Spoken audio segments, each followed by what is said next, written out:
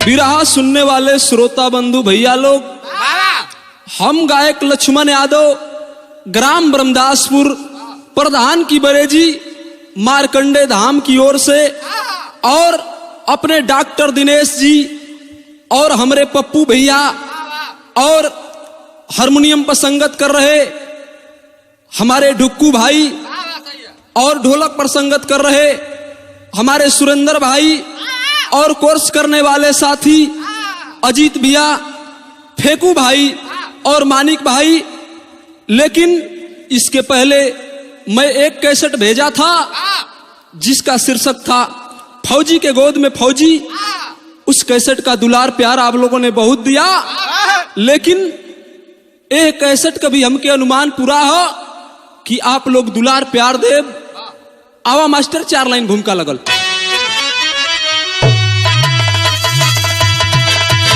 अरे प्यार परिणय परम दो दिलों का सही,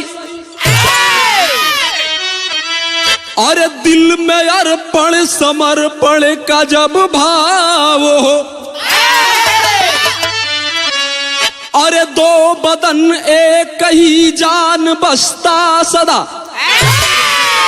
अरे आत्मा के मिलन का अमर चाह हो, प्रेम ही तत्व सारे जहां का यहाँ, और जीव स्वार्थ में अंधा बन घूमा करे,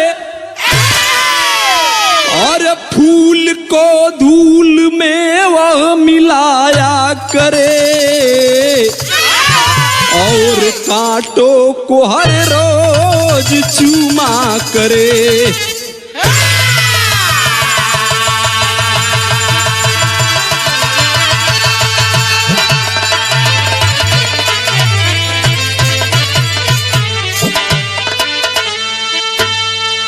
भोजपुरी का एक टुकड़ा लगल मास्टर, कैसे आवा।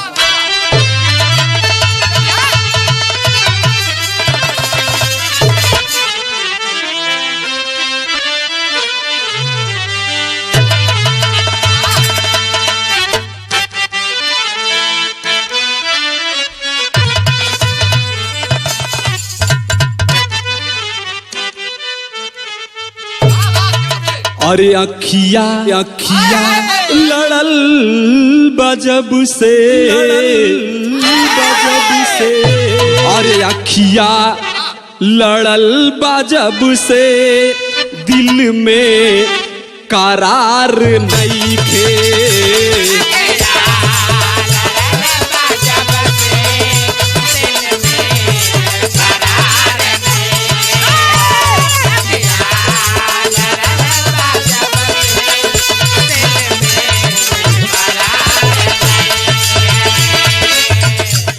हम कई से कहीं उनके हमारा से प्यार नहीं खे।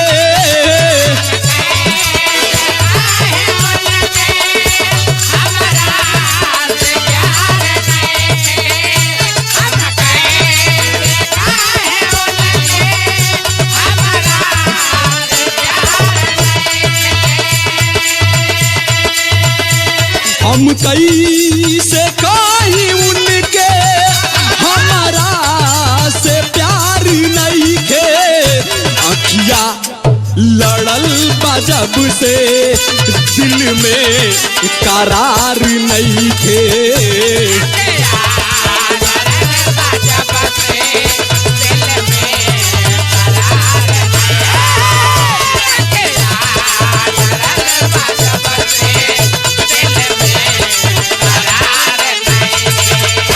लेकिन विराह में भाव हो, अरे झुकता न प्यार कबही, अरे झुकता न प्यार कबही, भलही जले जमाना।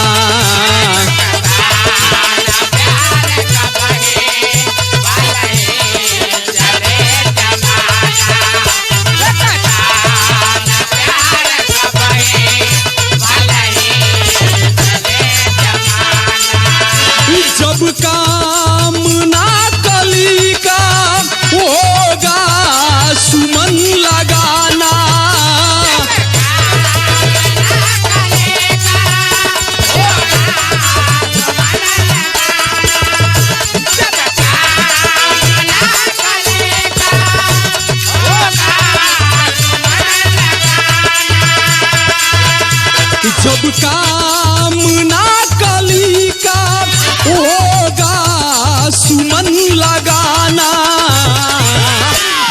देता न प्यार कबही भलही चले जमाना।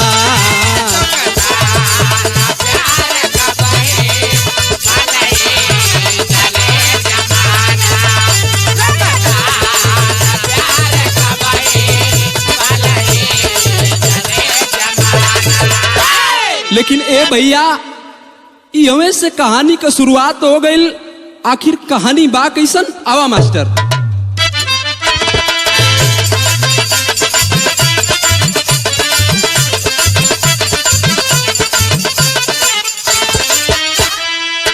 जिला हरिद्वार गांव बेलहर की कहानी है। जिला हरिद्वार गांव बेलहर की कहानी है। राम नरेश का अनमोल वहां पानी है।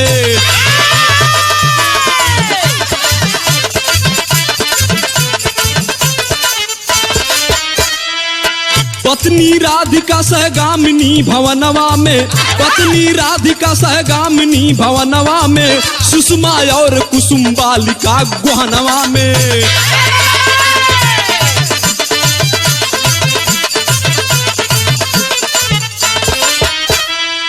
लेकिन सुषमा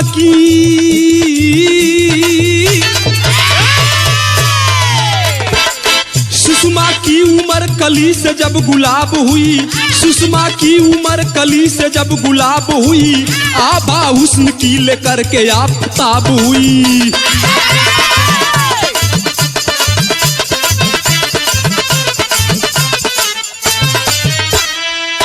अंग अंग में अनंग की जली ज्वाला, अंग अंग में अनंग की जली ज्वाला, लगे बणरान भ्रमर भी निहार मधुबाला।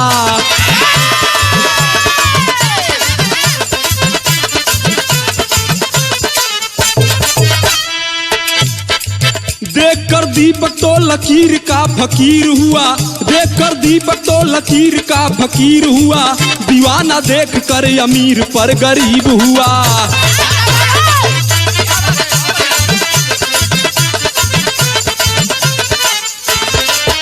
ए बाबू कहानी के समझला।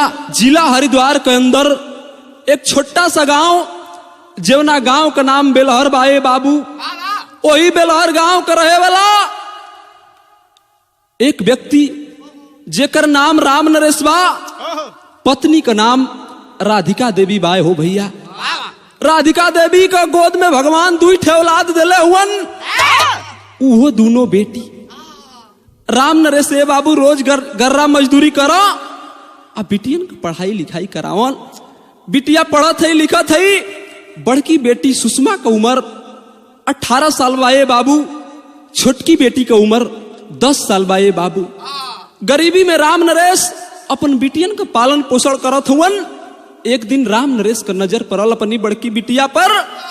राधिका देवी के बुला के एक ठे बात करना, देखा न राधिका, हमर बिटिया सयान हो गई, आखिर एकर समय से शादी कर देवे के चाहिए। ए बाबू राम नरेश क्षेत्र जवार में घूमे लगलन कि आखिर बेटी का कहीं समय से शादी करना जरूरी है। रिश्ता लेकर के घूमने लगे क्षेत्र जवार में। एक जगह रिश्ता तय हुआ। रिश्ता तय होने के बाद राम नरेश घर आए और घर आने के बाद अपना मड़ई में तमाम सपना सजावत हुवन। तब तक ए बाबू एक के 2 दिन का वक्त बीतल। तब तक भइल का मास्टर, एक ठे गीत लगल।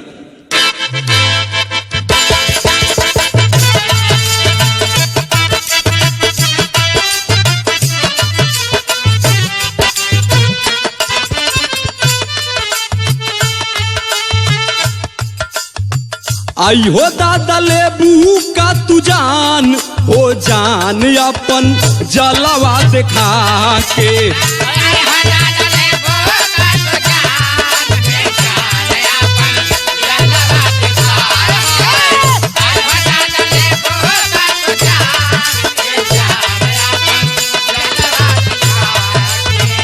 लेकिन का नाम कैसे? सुषमा चली है कर गुनान हो,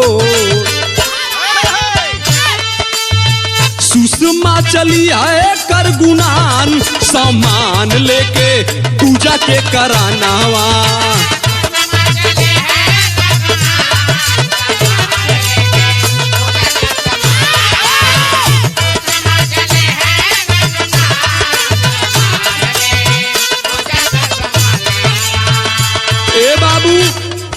सुषमा अब बहनी कुसुम मंदिर में सारी सामग्री लेके पूजा करे गईली। आ जब पूजा करे पहुंचल है उस समय वही के एक ठाकुर बलबीर सिंह, जिसके लड़के का नाम दीपक सिंह, देखा और देखने के बाद उसके दिल में हलचल सी होने लगी।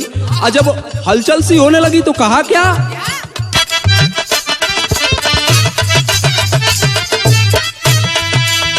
दीपक का निहार करके सुषमा के सुषमा,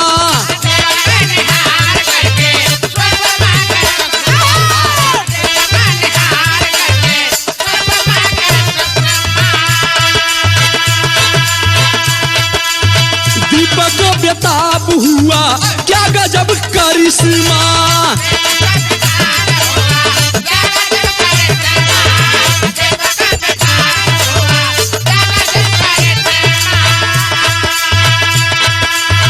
फुर्सत में रचले भगवान हो, फुर्सत में रचले भगवान, सामान लेके पूजा के मंदिर हवा।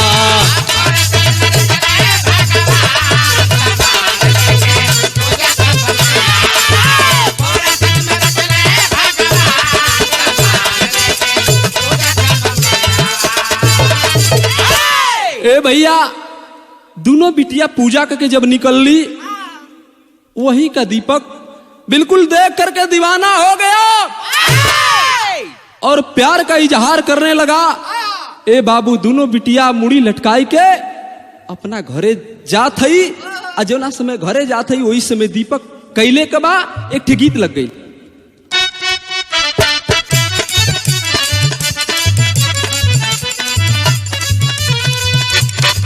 अरे कौदी गलती अनेरे में, तानी सा करवट फेरे में,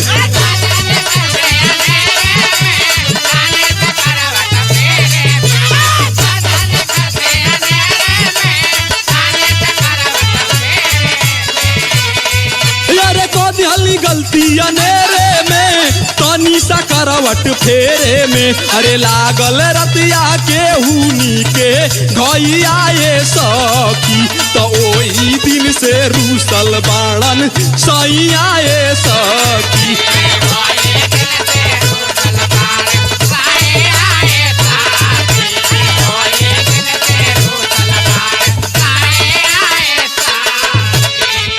लेकिन वो दोनों बिटिया करत का है, अरे करके पूजा सवेरे में, रहिया धरी उस बेरे में।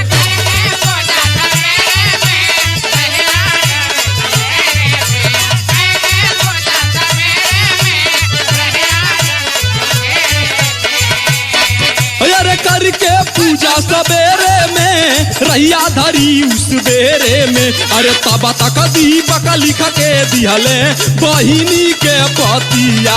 अरे बस गईलू ही आराम में, कैसे कटी रातिया।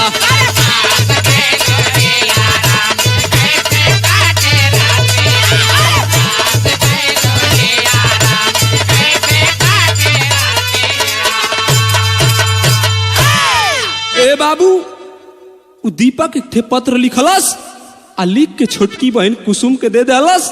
कुसुम जब घरे लेके पहुंचली अपनी बड़की दीदिया के दे देली। ए बाबू, जब वो बड़की बहन ले ले बा कुसुम के, वो तुरंत वो पत्र के कैलस का,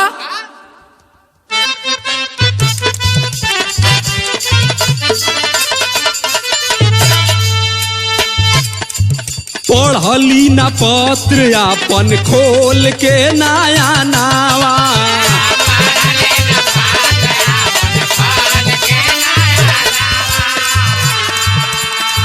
खोस दी मड़ाइया में प्रेम के लिखानावा।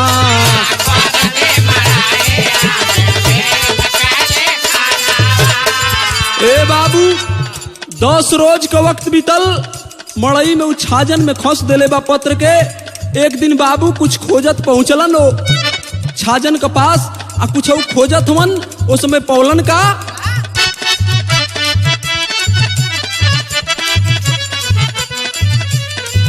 अरे कौनो समनिया हेरे में पा गईला बाबू बिखेरे में।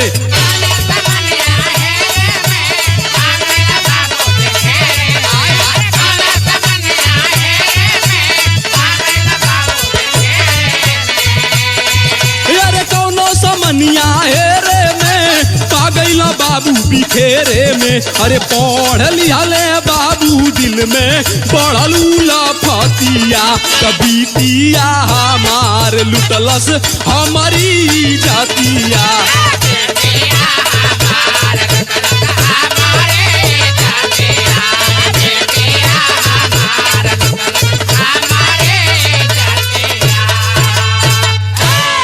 ए भैया बाबूजी कुछ खोजत वो छाजन के पास गईलन आ कुछ खोजत हुवन तब तक वो पत्र मिल गईल हो भैया। हाँ जब पत्र मिल गईल बाबूजी वो पत्र के खोल के पढ़े लगलन। आ जब पढ़लन ए भैया उस समय तुरंत राधिका देवी के बोलौलन खला ए राधिका देखा ना तू कहेलू ना कि हमार बिटिया बड़ा समझदार ऐसा है देखा न काबा। ए बाबू राधिका देवी भी अवाक है। राधिका देवी अवाक हो गई हो भैया। हो समय राम नरेश का आँखिया से लोर झरझर झरझर गिरे लगल। खला ए राधिका देवी हम गांव जवार क्षेत्र में जब घूमे निकलत रही हा उस समय क्षेत्र जवार का लोग ये कहत रहलन कि राम नरेश कभी दूठे बिटिया है। आज हमें समझ में आ गया कि लोग हमारे ऊपर विलोम बोला करते। ए बाबू जब इतना बात राधिका देवी सुन ली राधिका देवी भी रोवत थी। बड़की बिटिया सुषमा के तुरंत बोलौला राम नरेश बोला के कहना आखिर बेटी ये पढ़ क्या लिखा है। ए अजीत भैया बिटिया भी रोवे लगली। हरो के दौड़ल दौड़ल घर में गईली हो भैया। घर में जाके सोचे लगली कि आखिर हमारा बाबू माई के पगड़ी पर बड़ा दाग लगल चाहा था। आखिर हम तो ऐसा कोनो काम ना कैली। तो एक ठे गीत लगल मास्टर साहब।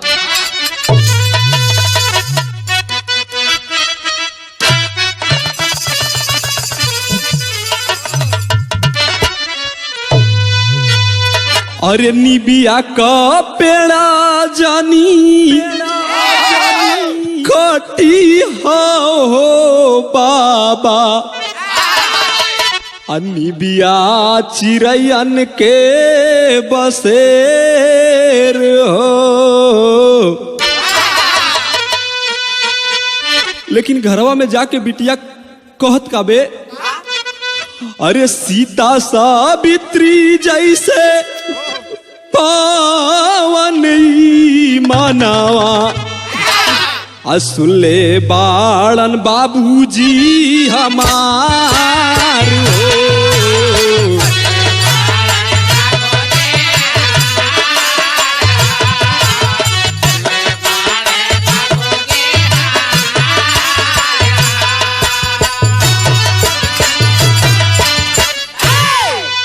डांट फाट कार पड़ल बढ़ली बेमरिया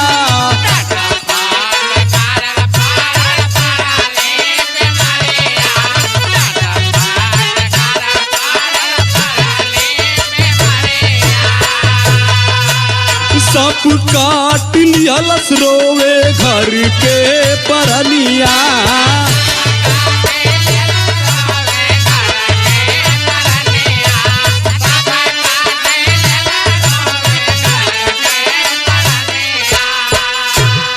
अरे कुछ नहीं लौके तो सुतली धारतिया अलस गई मसनावा मझार हो।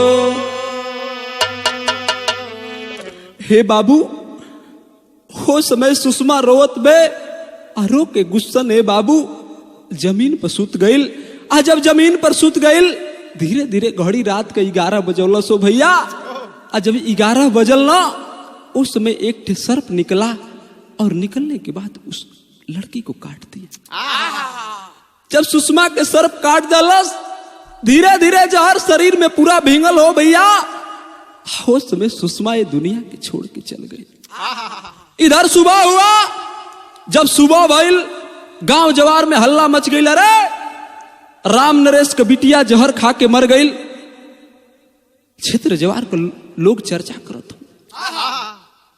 अभी हर सब गांव के लोग पहुंचलन, कहलन भैया राम नरेश जवन होखे के रहल तो हो गयल, लेकिन लाश को अंतिम दाह संस्कार को दिल जा। जब गांव के लोग लेके चलन तो भइल का,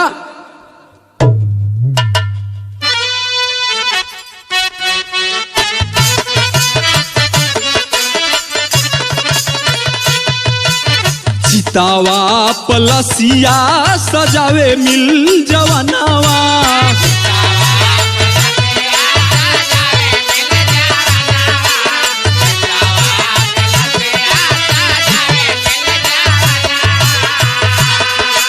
योगियो न लागल तबले आयल बा तूफानावा।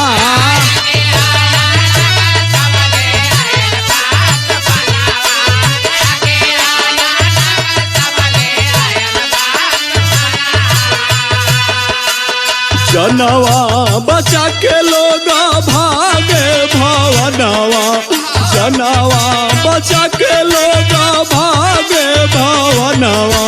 होई गईली रतिया अनारी।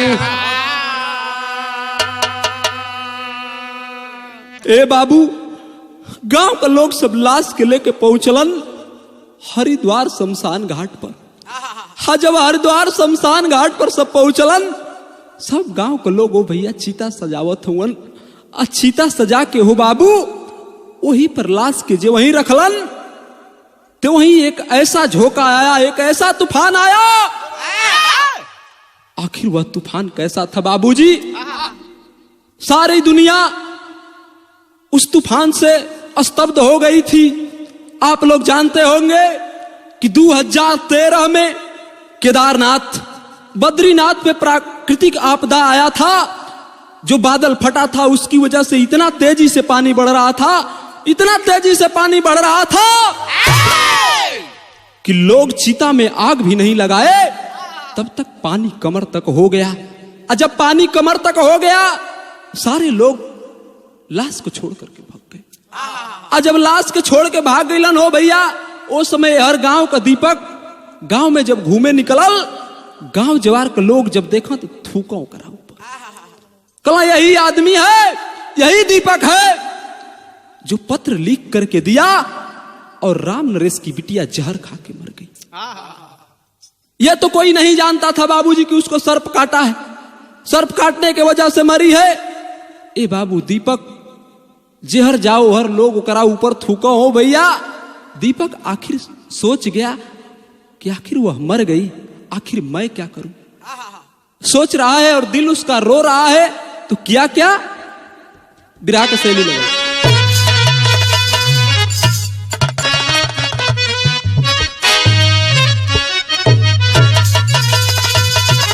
अरे सपनावा पहली सुषमा सुंदरी। अरे सपनावा पहली सुषमा हो, सपनावा पहली सुषमा सुंदरी। तो स्वाति बिना पपिया ना पावे चयनवा। अरे चयनवा दीपक घूमते घूमते जब परेशान हो गया तो पहुंचा कहां? उसी शमशान घाट पे पहुंचा। और जब शमशान घाट पर पहुंचल तो कैलाश का मास्टर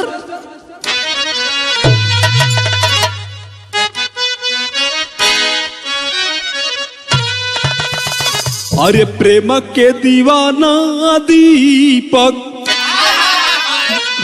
अब पाया जब खबरिया हो। और पहुंचा वही रतिया में गंगा के किनारावा।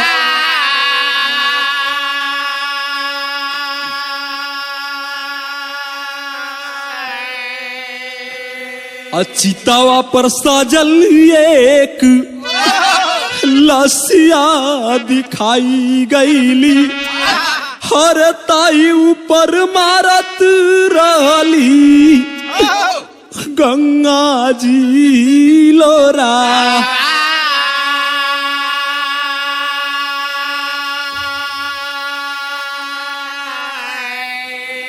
छतिया लगा किया का वार में उठाई ली हले हर बार बार चूमे अपना प्यारी के लीलारा।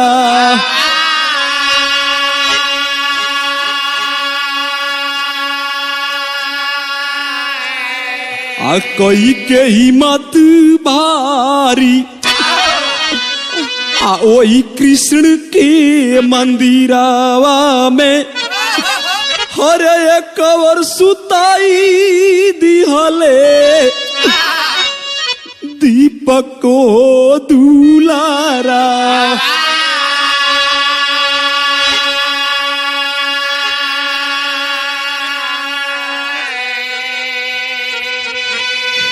ए बाबू दीपक वहां पहुंचा और पहुंचने के बाद देखा कि एक लाश गंगा नदी में चीता पर रखी हुई है और पानी उस पर हिलोर मार रहा है।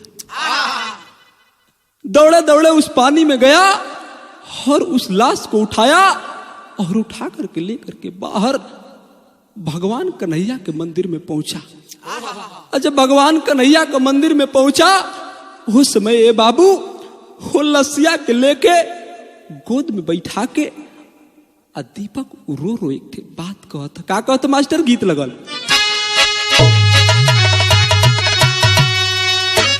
और धान रो पे धनिया और धान रो पे धनिया की अरे चला चली धान रो पे धनिया अरे तरी मझी बरसेला पनिया चला चली धान रोपे धनिया।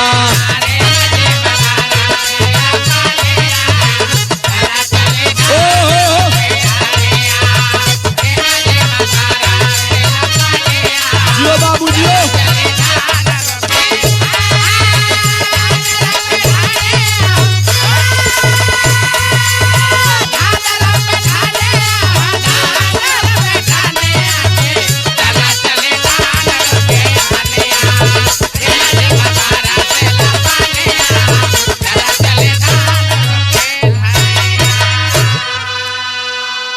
लेकिन दीपक रो रो एक थे बात कहता का कहता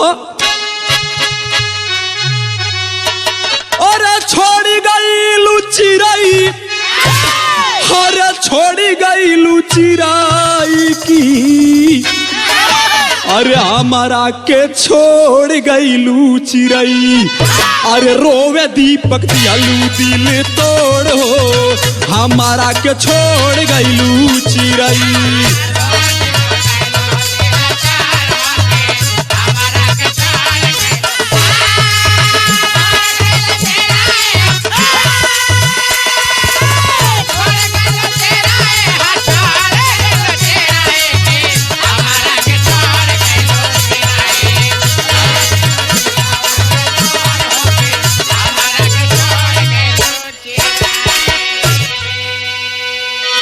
लाश के लेके रोआ था रो रोई है बात कहत हो भैया। तब तक धीरे धीरे घड़ी रात को 11 बजौलस हो भैया। आज जब घड़ी रात को 11 बजौलस ओ समय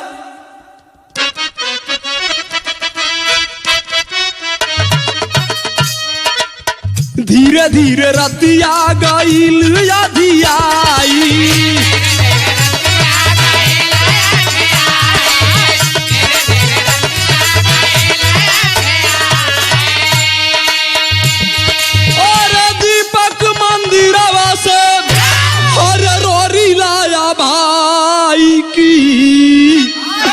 अरे हमारा के छोड़ गई लुचिराई अरे तले ले जा निशानी दिल निचोड़ हो हमारा के छोड़ गई लुचिराई।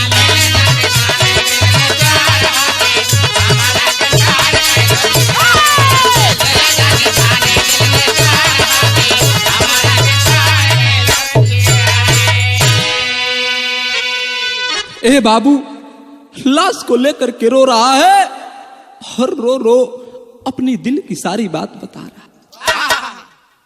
लास्ट में यह सोचने लगा कि भगवान कन्हैया के मंदिर में हम उपस्थित हैं, भगवान कन्हैया और राधा का प्रेम जिस प्रकार से बरकरार है उसी प्रकार से दीपक का और सुषमा का भी प्यार बरकरार रहेगा। ए बाबू तुरंत दौड़े दौड़े गया मंदिर में और जाकर के रोरी उठा करके लाया, कि मांग में सिंदूर पहना दिया। जब सिंदूर पहना दिया तो उस समय किया का भैली सुहागिन अपना फर्ज को निभाया,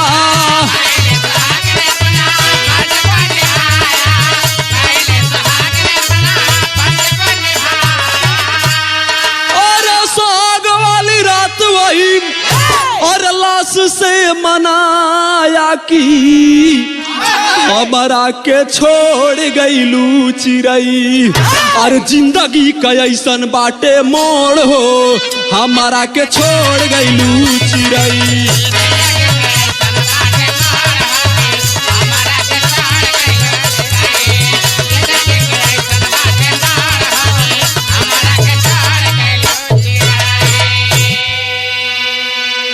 उस लाश को सिंदूर पहनाया और सिंदूर पहनाने के बाद अपना जो कर्म हुआ बाबूजी वह कर्म किया, और कर्म करने के बाद उस मंदिर से निकलना चाहता कि आखिर मैं यहां से निकलूंगा और कहीं दूर चला जाऊंगा ताकि मैं अपने गांव में कभी नहीं जाऊंगा, लोग हमें देख करके थूका करते थे।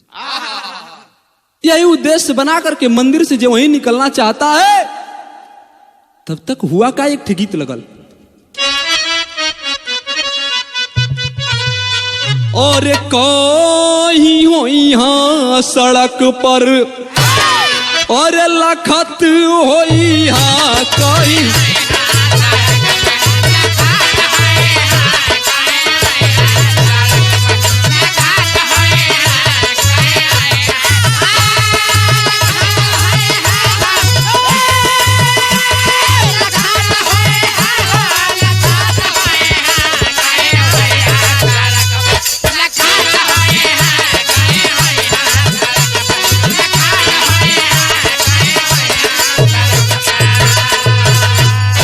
लेकिन का नाम कि भयल भोर भीन सारावा, अरे भयल भोर भीन सारावा, अरे गुनन लागे भयल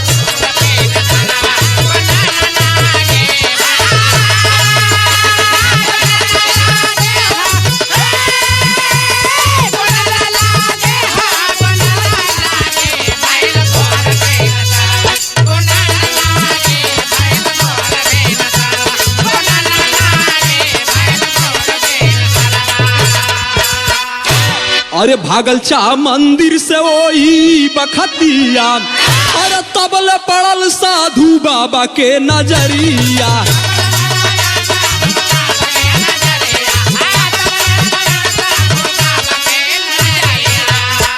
और पूछने पर सच सच और कान लागी भयल भोर भीन सारावा गुनन लागे भयल भोर भीन सारावा। ए बाबू वह दीपक उस मंदिर से जब वहीं निकला तब तक मंदिर के गेट पे जो साधु पुजारी थे उस मंदिर के तुरंत पकड़ लिए।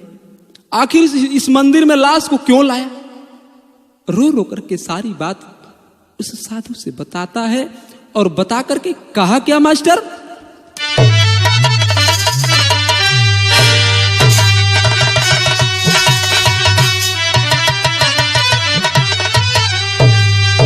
अरे जवान लाश तू देखेला समनवा साधु बाबा हो, आई है हमारे पिजड़ा के परनवा साधु बाबा हो।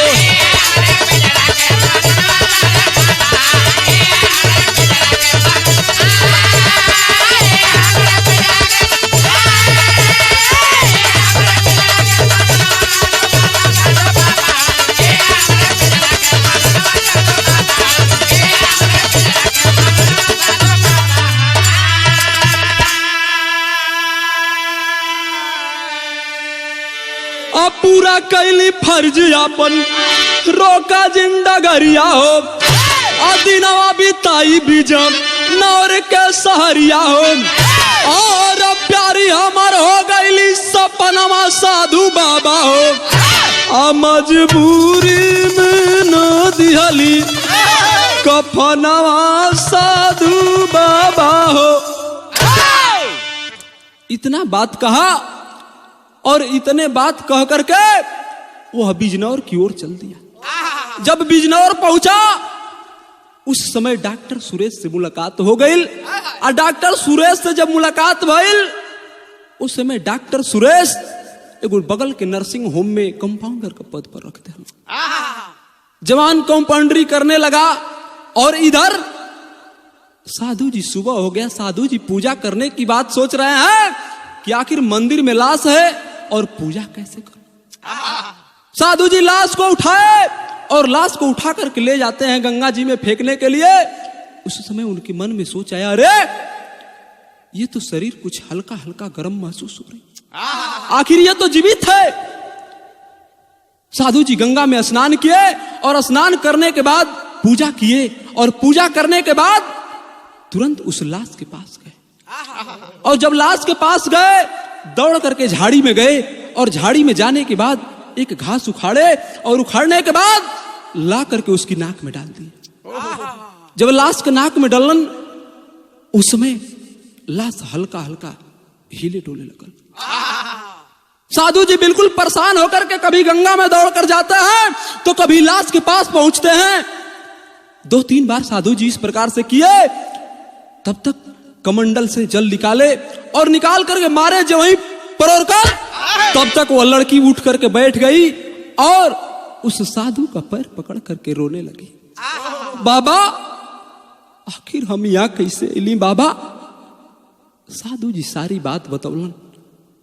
जब सारी बात साधु जी बतौलन आखिर वह सुषमा सोच गई कि घर जाऊंगी तो बाबूजी की बदनामी और लोग बाबूजी को ताना मारेंगे, आखिर मैं करूं क्या। दीपक का पता पूछती है साधु जी से। जब दीपक का पता पूछ के जब चले का तैयारी कैलस तो बतावे कि पड़ल कैसे।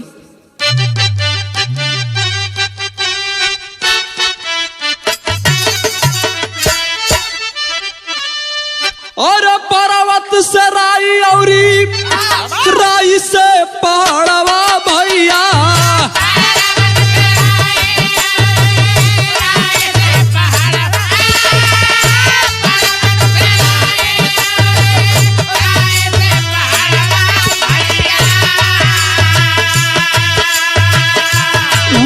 बनावे वाला वन भगवान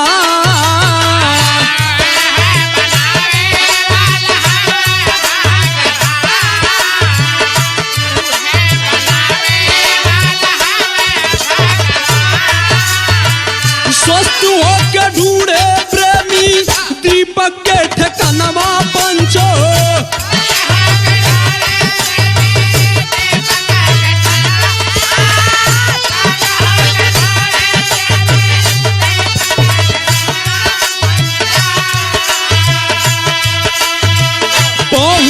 है सुषमा बिजनौर दरम्यान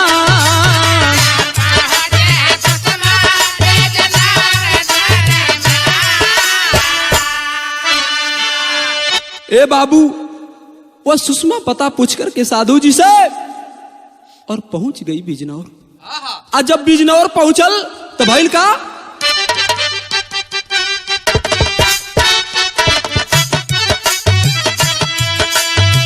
डॉक्टर सुरेश के जब देखली समनवा भैया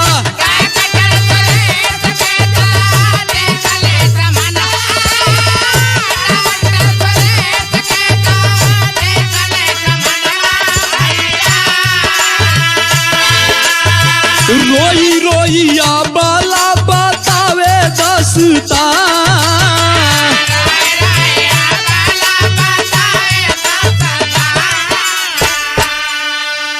और अभी पता का मारल बाबू और हम दुनिया में सुनला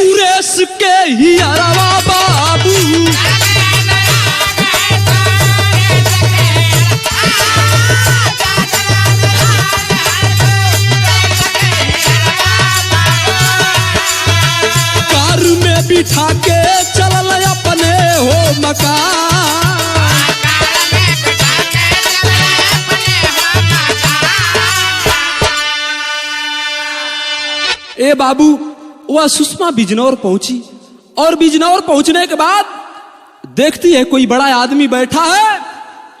उस आदमी के पास गई और जाकर के रो रो करके सारा दुखड़ा सुनाई। आखिर वह कौन था? डॉक्टर सुरेश। डॉक्टर सुरेश जब सारी हालत सुने, उस लड़की को अपने ही नर्सिंग होम में कंपाउंडर के पद पे रख दी। और जब कंपाउंडर के पद पर रख देलन, धीरे धीरे 4 वर्ष का वक्त बीत गया। और जब 4 वर्ष का वक्त बीता, वह डॉक्टराइन बन गई। और जब डॉक्टराइन बन गई, डॉक्टर सुरेश उसको एक बगल में नर्सिंग होम खोल दिए। और जब नर्सिंग होम खोल दिए, उस समय वह अपना हॉस्पिटल चलाने लगी। और जब हॉस्पिटल चलाने लगी तो यहां कवि जी के लिखे के पड़ल का, और सच्चा प्यार दिल से कब नहीं बिखरी, चाहे बरी हो जहनवा काटा के डगरी।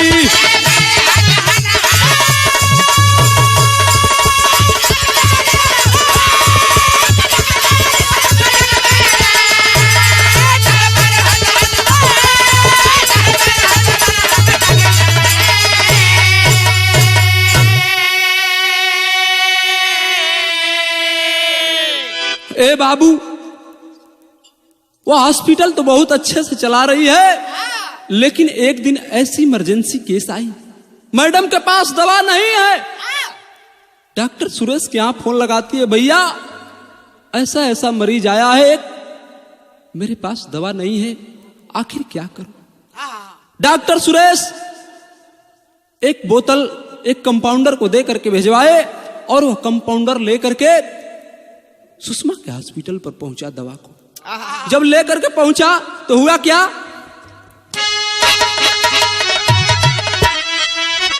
सीढ़िया के ऊपर चढ़त रहल है जवनवा, अब भी लाल पाव फूटल बोतल या नया नया।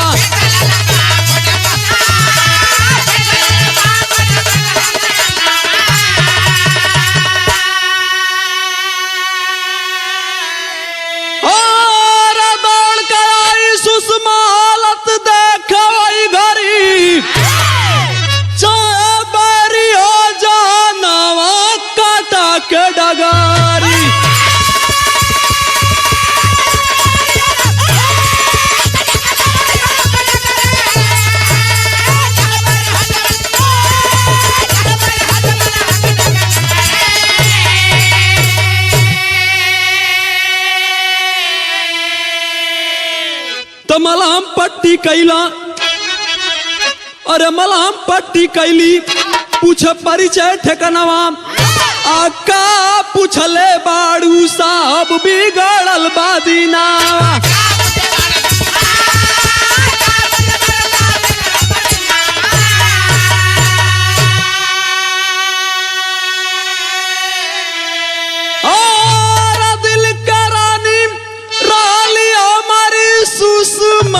सुगारी चाय बरी हो जहनवा कटाक डगरी। आखिर वह जवान बोतल लेकर के गया और सीढ़ी पर खटखट खटखट चढ़ रहा है, पैर फिसल गया और पैर फिसलने के बाद वह जवान गिर गया और गिरने के बाद बोतल भी फूट गया। और जो सीढ़ी का कोन होता है बाबूजी, उस कोन का लगा और उसकी एक आंख फूट गई। लहू से सारा चेहरा सन गया। दौड़ करके सुषमा आती है और आकर के उस जवान को कंपाउंडरों के माध्यम से ले जाकर के बेड पे सुलाती है, मलहम पट्टी करती है। और मलहम पट्टी करने के बाद उस जवान से पूछती है, अरे जवान तुम अपना परिचय बताओ, तुम्हारे घर वालों को फोन कर दे, आखिर तुम्हारा आकर के देख रेख करे। जब इतना बात वह जवान सुना, झरझर झरझर रोने लगा और रो करके कहा कि एक ही लड़की थी मेरे जिंदगी में और वह जब से इस दुनिया को छोड़ करके चली गई तब से मैं इस दुनिया में अकेला हूं, कोई मेरा है नहीं। जब इतना बात सुषमा सुनला सो बाबू, सुषमा कलश आखिर उस लड़की का नाम क्या था?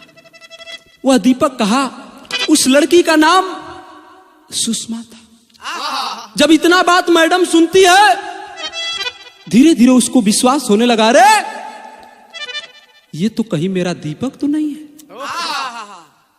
मैडम पूछती, अरे जवान तुम्हारा नाम दीपक तो नहीं है? जब इतना बात वह सुना जवान, कहा मैडम मैडम आखिर ये बताओ आपको कैसे पता कि मेरा नाम दीपक है? जब इतना बात सुनी सुषमा रोने लगी, कही अरे दीपक मैं ही तेरी सुषमा हूं रे, जिसे गांव के लोग नदी में दफना दिए थे और मैं जीवित हो गई। साधु जी मुझे जिला दिए और मैं जीवित होकर के तुम्हें ढूंढने के लिए यहां आई। मैं ही तेरी सुषमा हूं। दोनों लोग रोने लगे आपस में मिल करके, सुषमा भी और दीपक भी। तो हुआ क्या?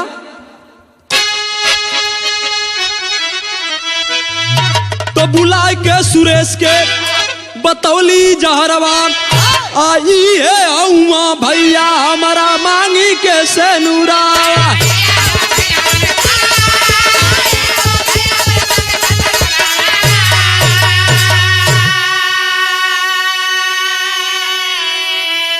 और सुषमा हॉस्पिटल नाम लिखा गुणधारी, कच्चा बैरी हो जाना काटा के डगारी।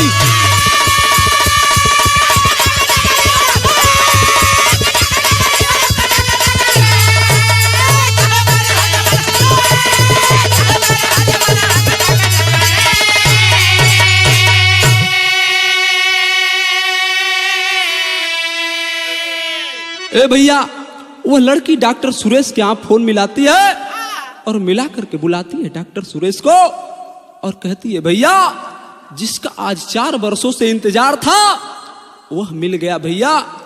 ये बाबू डॉक्टर सुरेश फिर लाए वो उसी हरिद्वार मंदिर पर और ला करके इसी होली के दिन दोनों की शादी की। शादी करने के बाद सुषमा हॉस्पिटल भी आधा उसके नाम से कर दी और आधा उसके नाम से हो गया। दोनों का कंबाइंड हो गया। और जब दोनों का कंबाइंड हो गया, हॉस्पिटल आज भी नई बाजार में बिजनौर में उपस्थित है। तो लास्ट में कहा नाम है कैसे? गुरु बिहारी गुरु गणेश गुरु रामलाल गुरुकारी। और कथन करो कमला कवि फूलचंद की महिमा न्यारी।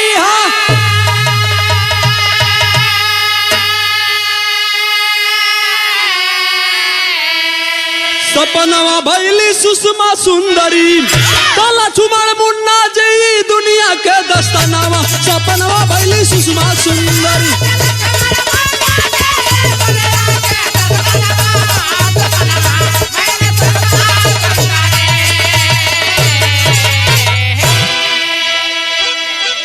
हम गायक लक्ष्मण यादव, हमारा मोबाइल नंबर 9451 69 15 45। जे भैया के संपर्क करे के होई संपर्क कर ली।